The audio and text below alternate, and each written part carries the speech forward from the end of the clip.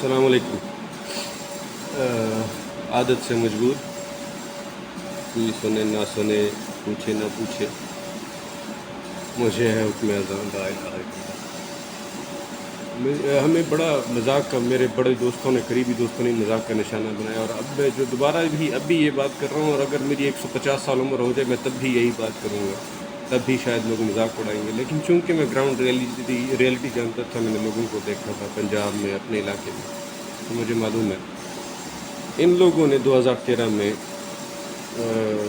पूरा इलेक्शन चोरी करवाया, माफिया को जितवाया।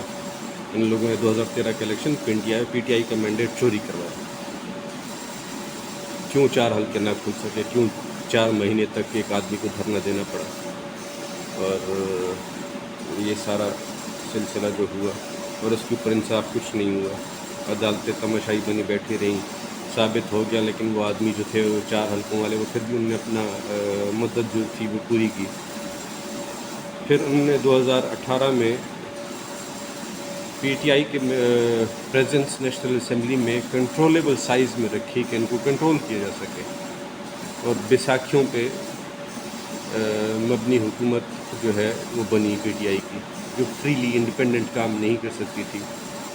और ये जब हुकूमत बनी थी तब मैंने कहा था, एक दोस्त थे साथ में, तो उनको मैंने कहा था ये 2-2.5 साल ये हुकूमत चली, जिससे ज़्यादा मुश्किल है। फिर वो कोविड आया बीच में, तो कोविड की वजह से ये हुकूमत चली। अल्लाह का शुक्र है कोविड में हुकूमत थी इमरान खान की, अगर तो इन चोरों और माफिया की होती तो मतलब जो पता नहीं कितने लाखों लोग हमारे कोविड का शिकार होकर मर जाते बद इंतज़ामी की वजह से। तो इन लोगों ने 2018 के इलेक्शन में भी माफिया को पूरी तरह मदद की। जो सियालकोट का जो है ख्वाजा आसिफ, और रात को क्यों फ़ोन कर रहा था एक मुक़द्दस हस्ती को, वो मुक़द्दस हस्तियाँ जो ख़ुद को खुदा समझते हैं इस ज़मीन के, उनको फ़ोन किया गया, उनसे मदद मांगी गई, और वो फिर भी मतलब वो इलेक्शन कैसे मैनेज हो जाता है समझ नहीं आती। अब समझ आती है, खुल के समझ अब बिल्कुल वाज़ेह तौर पे समझ आती है कैसे इलेक्शन मैनेज हो जाता है, जब रात को अदालत 12 बजे खुल सकती है। और अभी जो कल खुली है श्री मुतारी केस में, ये इनकी रेपुटेशन बहाल करने की कोशिश है और कुछ नहीं है। तो ये यानी अदालतें खुल जाती हैं, इलेक्शन कमीशन अपनी वो बदमाशियाँ और मनमानियाँ करता है, और वो एक पंजाब में वज़ीर आला का अजीब मजाक बना हुआ है। गवर्नर जो है, जो सदर की तरफ से अपॉइंटेड है, सदर ने जिसको नहीं हटाया, वो उस गवर्नर पे गवर्नर हाउस के दरवाजे बंद है। तो ये माफिया इदारों की मदद के बगैर नहीं कर सकते। उन्होंने 2018 में पीटीआई का मैंडेट कंट्रोल किया, और उसको पीटीआई को कंट्रोलेबल साइज़ में नेशनल असेंबली में जाने दिया गया। यानी जो लोग वोट देते हैं वो पता नहीं रशियन कोई था, मेरे ख्याल से सोवियत यूनियन का कोई था, मेरे जहन में नाम नहीं आ रहा। उसने कहा था it doesn't matter who polls the votes, what really matter is who counts the votes. तो हम जितने भी वोट दे चुके हैं 2013 के इलेक्शन में, किसी सूरत मानने को मरते दम तक तैयार नहीं हूँ कि पीटीआई जो है वो इलेक्शन में ऐसे हारी है, यानी 35 सीटें नहीं है, ये किसी सूरत मुमकिन नहीं है। बहुत बड़ी पैमाने पे, बहुत बड़े पैमाने पे धांधली हुई थी, और बहुत बड़े पैमाने पे इलेक्शन को एक तरफ मोड़ा गया था, जैसे वो दरियाओं का धारा मोड़ा जाता है ना, इस तरह किया गया था। यहाँ से आपको अंदाज़ा होना चाहिए कि हमारे इदारे जो नंबर 1 को कहते हैं वो कितने ताकतवर हैं, और कितना वो आवाम को कैसे कंट्रोल करते हैं। फिर 2018 में जब उनको ये लगा कि अब इतने बड़े पैमाने पे शायद करना मुमकिन ना हो, तो उन्होंने कहा अच्छा चलो ठीक है, इतना कर लेते हैं कि ये आदमी कंट्रोल में रहे हमारे। इसलिए वो कहते हैं जी, वो बुज़दार का मुझसे पूछेंगे तू है कौन भाई, 3 महीना 13 में तेरा क्या काम है, लेना देना क्या है तेरा, जो काम है वो करो, वो कर नहीं सकते और यहाँ पे आके बकवास करते हो। तो इसलिए ये हर चीज़ में कहते हैं वो हमारी सलाह से, हमने उंगली पकड़ के चलाया। उंगली पकड़ के चलाओ ना, ये अपने नमूनों को जिनको लेके आए हो, जिनको एनआरओ को दे रहे हो, और कौन है देने वाला। मतलब न अदालतों में इतनी वो क्या कहते हैं, they don't have the spine और the balls to stand up against your stupid and freakishly control, जो आपका एक है कंट्रोल करने की आदत है, वो आपके ख़िलाफ़ खड़े नहीं हो सकते। इलेक्शन कमीशन वैसी पपेट है, पाकिस्तान में कभी भी आज़ाद नहीं रहा। नैब एक टूल के तौर पे हमेशा इस्तेमाल होता रहा। FIA देखें, अभी जो 1.5-2 महीना पहले कह रहे थे इनके ख़िलाफ़ फर्द जमायत करें, अरेस्ट वारंट दें, अब वो कह रहे हैं जी इनको वो करें, फर्द जुर्म आयद ना करें। ये सारे इदारे ऐसे ही हैं इनके कंट्रोल में, यानी रिगार्डलेस के वो उसका हेड कौन होता है और कौन नहीं होता, वो सारे इसके कंट्रोल में होते हैं। मतलब इस तरह है, और इनके लिंक्स इस तरह होते हैं। तो पाकिस्तान की आवाम का फ़ैसला जो है उसको गुज़िश्ता 2 इलेक्शंस में उसका धारा मोड़ा गया। पाकिस्तान की आवाम जिस तरफ मुड़ रही है पिछले एक दहाई से कम्प्लीटली उसको कंट्रोल किया गया। मुझे कुछ भी हो जाए, ये बात मैं अपनी, क्योंकि मैं इस पर यकीन रखता हूँ, ये मेरा बिलीव है, बिल्कुल स्ट्रॉन्ग बिलीव है मेरा कि ये कंट्रोल किया गया इसको। और इसको जो है मतलब लोग, हर एक की अपनी सोच है, अपनी ओपिनियन है, लोग कह सकते हैं जो भी कहना चाहें वो कह सकते हैं, लेकिन मेरा मजाक भी उड़ा सकते हैं इस बात पे, लेकिन मैं कभी नहीं मानूंगा इस बात को। एक स्ट्रॉन्ग इंस्टिंक्टिव वॉइस होती है, इनर वॉइस होती है जो आपको बताती है कि क्या हो रहा है। हमेशा से मालूम था, ये नहीं कि मालूम नहीं था, हमेशा से मालूम था कि क्या होता है, क्या हो रहा है, लेकिन क्या था कि हम अपने इसकी यानी इदारों के ख़िलाफ़, अगर हर कोई ख़िलाफ़ था, जैसे मोहसिन दावड़ और अली वज़ीर थे जिनको मोहसिन दावड़ को प्रोटोकॉल और सारा कुछ मिल रहा है, और वो जो शीरी मज़ारी जैसी औरत जो सारी ज़िंदगी उसकी जो है पाकिस्तान के दिफा पे और उसकी रिसर्च और रिपोर्ट्स और आगे पीछे उसकी स्टडीज़ और उनकी ट्रेनिंग इस पर गुजरी है, उनको इस तरह अगवा किया जाना, गिरफ़्तार नहीं अगवा किया जाना दिन दहाड़े, तो मतलब एक अजीब सी एक है। तो चाहे कुछ भी हो जाए, कुछ भी हो जाए, वो आपका यकीन नहीं वो बदलता है जो आपको यकीन होता है। आपको मार धाड़ के, आपसे जैसे पुलिस 3rd डिग्री टॉर्चर करके इलीगल वो लोगों से बयान दिलवा देते हैं, तो इस तरह आपको मार मूर के कोई कुछ करवा लेगा या कहलवा लेगा, लेकिन अंदर से जो एक पब्लिक की एक सेंटिमेंट है, एक फीलिंग है, सबको मालूम है किसने क्या किया है। तो ये समझते हैं कि मतलब ये हमेशा के लिए सारी की सारी आवाम को बेवकूफ़ बनाए रख सकते हैं, और उनको वो पता नहीं शहीदों का खून का और इधर उधर कुर्बानियों का हवाला दे के और अपनी मनमानी करा सकते हैं।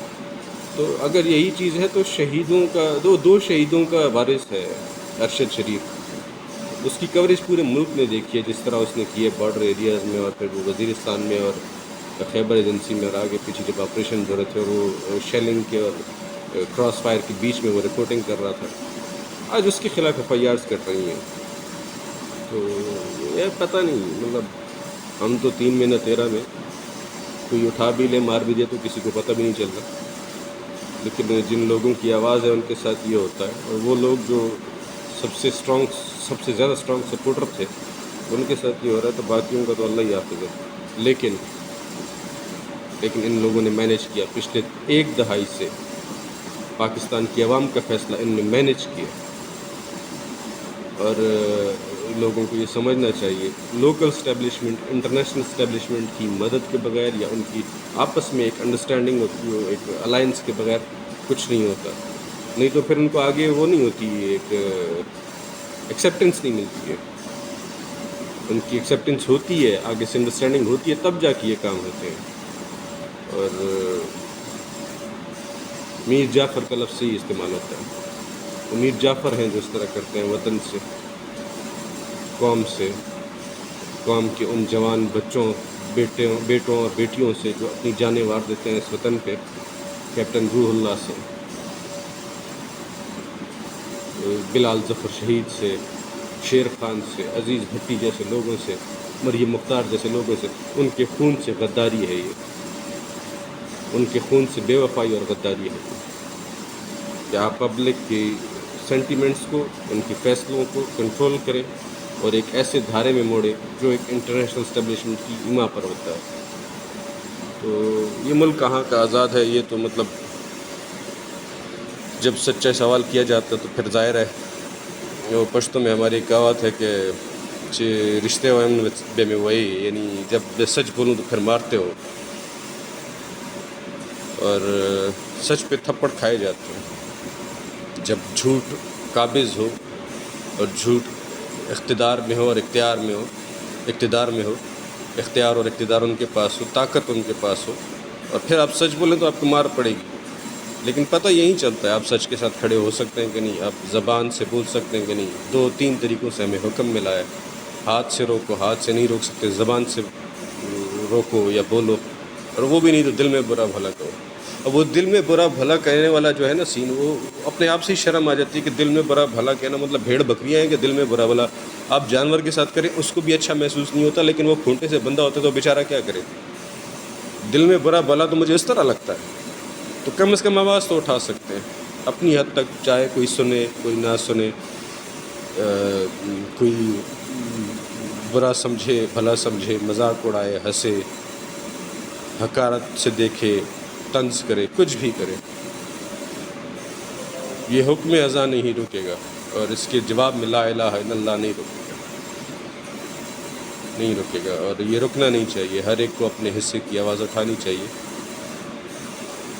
ہم سے ظلم ہوتا رہا ہے، ہم سے ظلم ہو رہا ہے، اور ظلم کا حساب صرف قوم ہی لے سکتی ہے، ایک فرد نہیں لے سکتا. عمران خان 70 سال کا ہو گیا، پچھلے 30 سال سے وہ لڑ رہا ہے،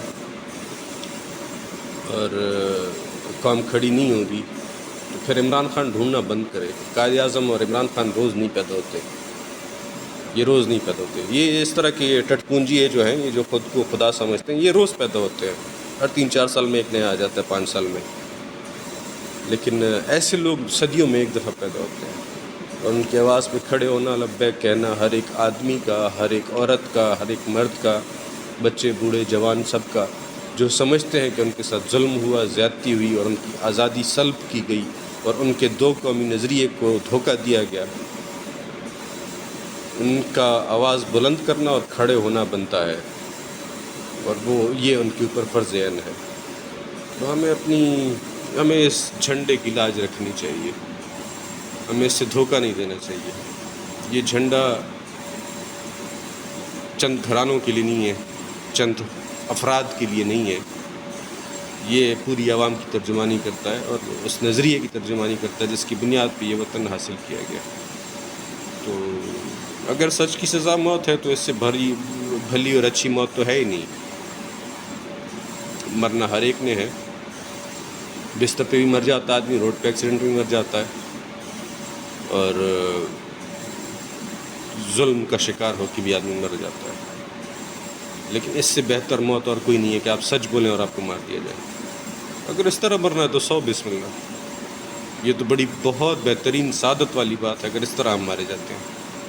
لیکن ہمیں اپنے حق سے دستبردار نہیں ہونا چاہیے، کیونکہ چند لوگ، طاقتور لوگ، وہ سمجھتے ہیں کہ نہیں ہم انفارمڈ ہیں، یا ہمیں خبر نہیں ہے، یا وہ بہتر سمجھتے ہیں، یا وہ عقل کل ہیں، اور وہ ہمارے فیصلے کریں گے، اور وہ ہماری سمت کا تعین کریں گے، اور وہ ہمیں دھکیلیں گے کبھی ایک کیمپ میں کبھی دوسرے کیمپ میں، اور کبھی ایک کی جنگ میں کبھی دوسرے کی جنگ میں. ہمارے بچوں کی قربانیاں دی جائیں گی اس لیے کہ ایک مطلب سو کالڈ سپر پاور جو ہے وہ ہے، خواہش ہے، یا اس کی ضرورت ہے.